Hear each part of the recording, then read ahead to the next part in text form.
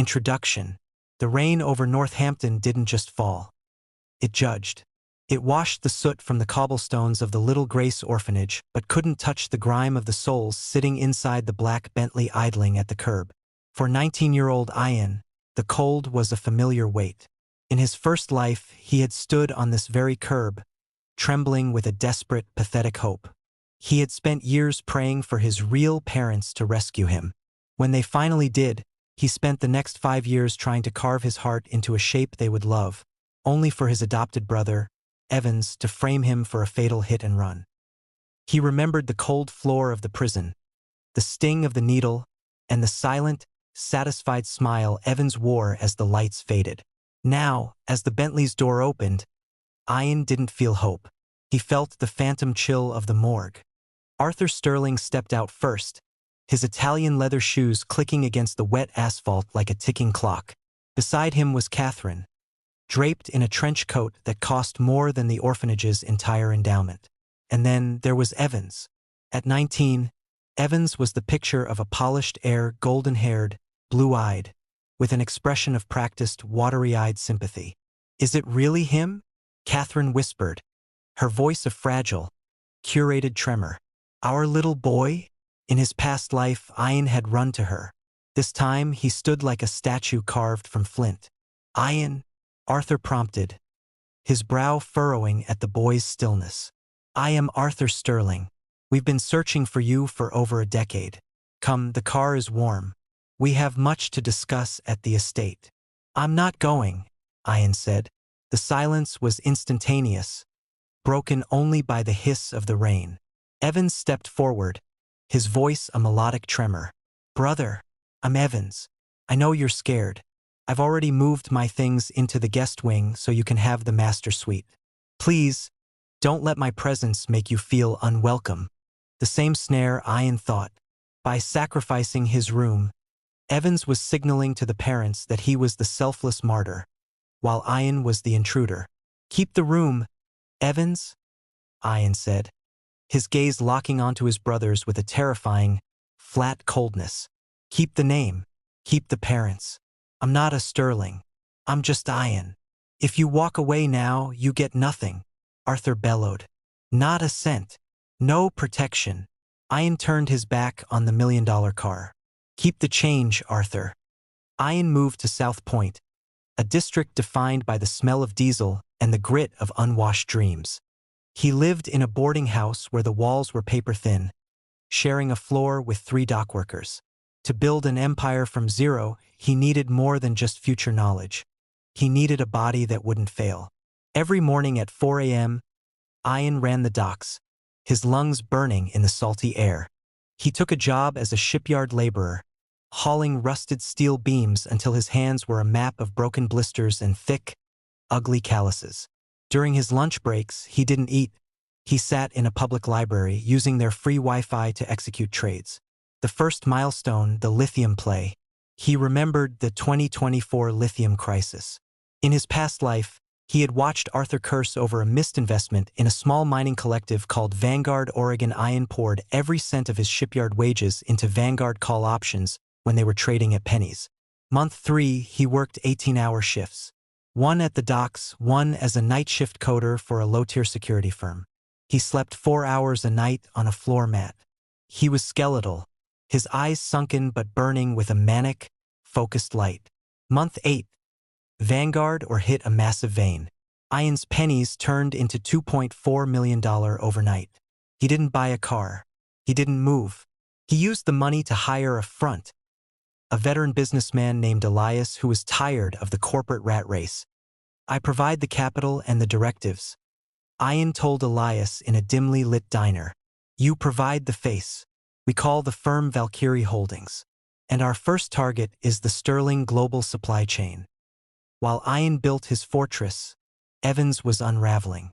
The rat from the slums had rejected a billion-dollar inheritance, and the insult stung more than the loss of the heir status. Evans returned to the Little Grace orphanage.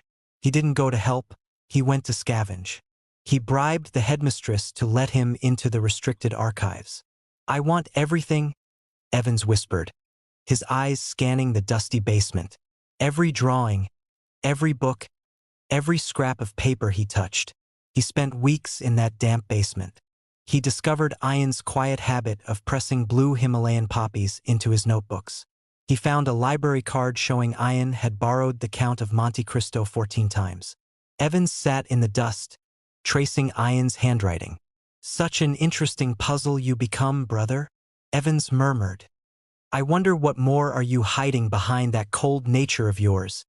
He began to curate a shrine in his room, a hidden drawer containing the items Ayin loved. He began practicing Ayin's signature. He began drinking the same Earl Grey tea, 2 drops of honey, just to see if he could taste what Ayin tasted. During the 2 years Ayin spent building Valkyrie Holdings, the Sterling household began to change. While Arthur and Catherine were focused on their failing stocks, Evans became quiet. There were moments the servants couldn't explain. Evans would be found in the library at 3 a.m., not reading financial reports, but staring at old, grainy security footage of the day Ayin walked away from the orphanage. He watched it on loop, his eyes tracking the way Ayin shifted his weight. When Arthur hired private investigators to find Ayin, Evans volunteered to oversee them. He didn't share the results with his parents. Instead, the investigators began to notice Evans was asking strange questions. What kind of tea did he order at the diner? What was the brand of the soap in his apartment? Did he ever mention the blue Himalayan poppies? As Valkyrie Holdings grew, Evans started mimicking Ayin's habits.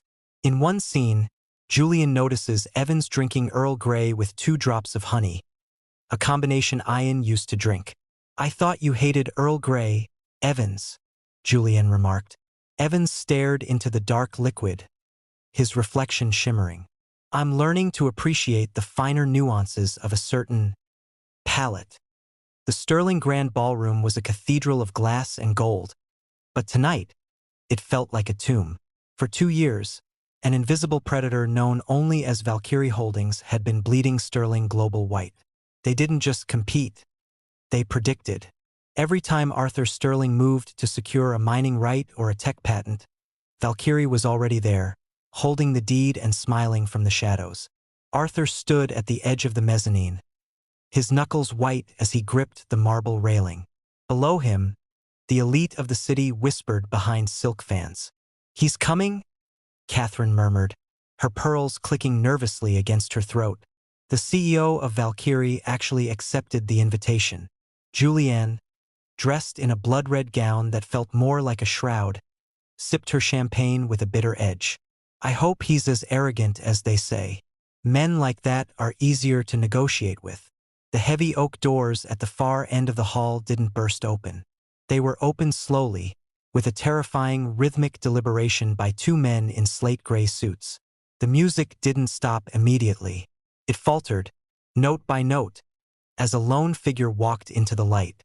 He wore a charcoal wool suit, tailored so perfectly it looked like armor.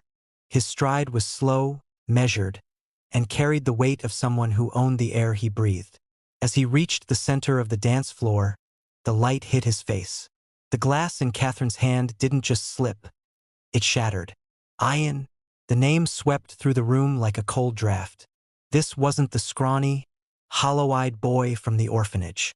This was a man whose presence demanded silence. Arthur descended the stairs, his face a fluctuating mask of rage and desperate hope. You ungrateful wretch. You've been the one. All this time, you've been sabotaging your own father." Ayin stopped 10 feet away. He didn't offer a hand. He didn't even blink. "I don't have a father, Mr. Sterling. I have a debtor." "Enough of this theater," Arthur hissed, looking at the surrounding guests. "You've made your point. You've shown you can play the game. Now we go to the study, we sign the merger, and we bring the Sterling name back to the top. You'll be my successor." Ayin tilted his head slightly, a ghost of a smile playing on his lips, but his eyes remained dead. "You're still operating on the assumption that I want your name. I spent 3 years erasing every trace of it from my life." Ayin glances at the murmuring guests watching them. A flash of irritation could be seen in his eyes before it settled back into coldness. He places a card on a table. "Come to the Valkyrie's headquarters. I will be waiting in my office." With that, Ayin walks towards the entrance, leaving them behind. Soon after, they arrived at the Valkyrie HQ, all of them sporting a wary and resigned expressions except for Evans, and were escorted up by two silent men in black suits. When the doors to the office opened, the room was bathed in the amber glow of the city skyline. Ayin sat behind a sprawling mahogany desk, his silhouette sharp against the glass. "Please sit," he said. Catherine let out a strangled sob. The voice was unmistakable, but the tone was entirely new. It wasn't the voice of an orphan. It was the voice of a judge. Ayin swiveled the chair. He looked at them, his biological father, his mother, and the fiancée who had sent him to his death. He didn't offer them tea. He didn't offer them a smile. He simply slid a tablet across the desk. "What is this?" Julian gasped. "This," Ayin said, his voice calm and melodic, "is the final audit. As of 5 p.m., Valkyrie Holdings has acquired 58% of Sterling Global's voting shares. I didn't come here to merge, Arthur. I came to tell you that you have 48 hours to vacate the estate. The cars, the art, even the cufflinks you're wearing, they belong to the shareholders now. And I am the shareholders." Arthur's face went from red to a ghostly, translucent gray. He clutched his chest, stumbling back against a gilded pillar. The House of Sterling hadn't just fallen. It had been dominated. "Ayin?" Catherine breathed, her hand reaching out into the empty air. "We've looked for you. We never stopped. You stopped the moment you realized the investigators were costing more than the PR value of my return," Ayin interrupted. His voice was a flat line, devoid of the jagged anger of his past life. He was beyond anger now. He was calm, like the deep abyss in the vast ocean. He gestured to the tablet across the desk. It displayed a list of every property, every offshore account, and every patent the Sterlings owned. One by one, the red-owned icons blinked to a gold Valkyrie. "I have finalized the acquisition of your debt," Ayin said. "I am not here to reconcile. I am here to serve an eviction. You have 48 hours to clear the Sterling estate.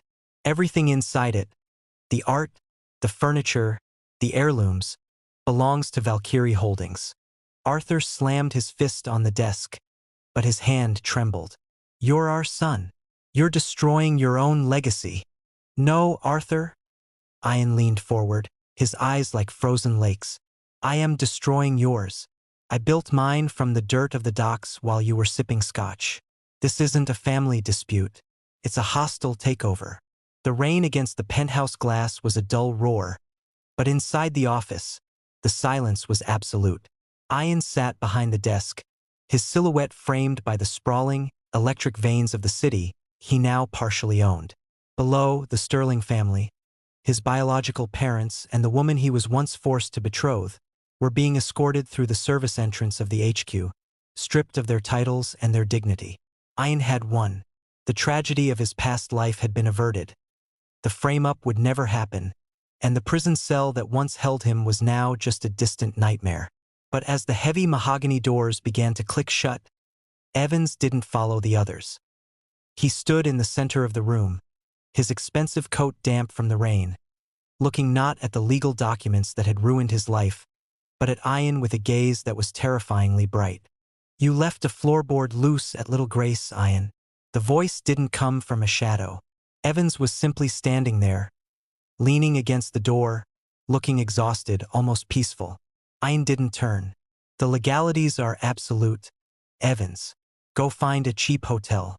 The Sterling name won't pay for your suite tonight." "I went back to the orphanage," Evans said, his voice trembling with a dark, euphoric edge. "I spent 3 weeks in your old room," Evans said, his voice light, almost conversational. "Did you know Mrs. Gable has the same cough? It echoes in that hallway. It's the last thing you hear before you sleep." Ayin froze. He finally turned to face him. "What are you talking about? I couldn't understand why you left," Evans whispered, stepping into the light. For the first time, Ayin feels like he was trapped in the past under that gaze. Evans's tie wasn't just loose. It was tied in a specific, intricate knot that only Ayin used, a habit from his days in the shipyard. Evans reached into his pocket and pulled out a small glass vial. Inside, silver-gray dust shifted like hourglass sand. I spent 6 months following the investigators, Evans said, his eyes beginning to shimmer with that terrifying, dilated clarity. But they only looked for your body. I was looking for your presence. I went to the docks. I scraped the rust from the beams you hauled. I went to the shipyard and bought the old locker you used. He held up another vial, this time full of wood shavings. I scraped this from the underside of your bed at the orphanage, the place where you used to scratch your name when you were lonely. I wanted to see the grain of the wood that felt your fear. Ayin stepped back, a cold dread settling in his gut. You're out of your mind. Am I? Evans pulled a crumpled piece of paper from his pocket. Without looking, he scribbled a signature on the paper using the same fountain pen Ayin had in his pocket. The signature was a perfect, haunting replica. Not a single line was out of place. I can write your name better than you can, brother? Evans breathed, stepping so close that Ayin could smell the faint aroma of the Earl Grey. I know that you buy that lye soap from the orphanage just to burn it in your fireplace. I know you hide your left hand in your pocket when you're thinking about the future. I know because I've started doing it too. Evans reached out, his hand trembling as he hovered his fingers just an inch from Ayin's lapel. He wasn't trying to strike him. He was trying to match him. You built this whole empire to be alone. Evans let out a soft, jagged laugh that sounded like breaking glass. To be so high up that no one could reach you. But the higher you climbed, the more you showed me the way. You haven't escaped us, Ayin. You've just built a very exclusive cage for the two of us. Ayin looked into Evans's eyes and realized that the White Lotus mask was gone. In its place was a mirror. Evans had hollowed himself out and filled the void with Ayin's life. I'm the only one who truly knows who is sitting on that throne. Evans whispered into the mist, a slow, terrifying smile spreading across his face. Everyone else sees the billionaire. I see the boy who built a wall around himself to avoid getting hurt instead. Evans creeped forwards, leaning in close, so close that he could hear his breathing. And that's why I let you win, brother. I let you build this high, lonely tower so that when I finally cage you, there will be no one else left in the world for you to look at but me. Evans pulls away and with a small smile turns around to leave. Ayin watched him walk away, Evans's movements now a perfect, eerie mirror of Ayin's own stride. In the reflection of the terrace glass, Ayin saw himself, but as the mist blurred the image, he couldn't tell if it was his own reflection or Evans standing behind the glass, waiting for the lights to go out. He had escaped the past, but he had accidentally created a monster in the process.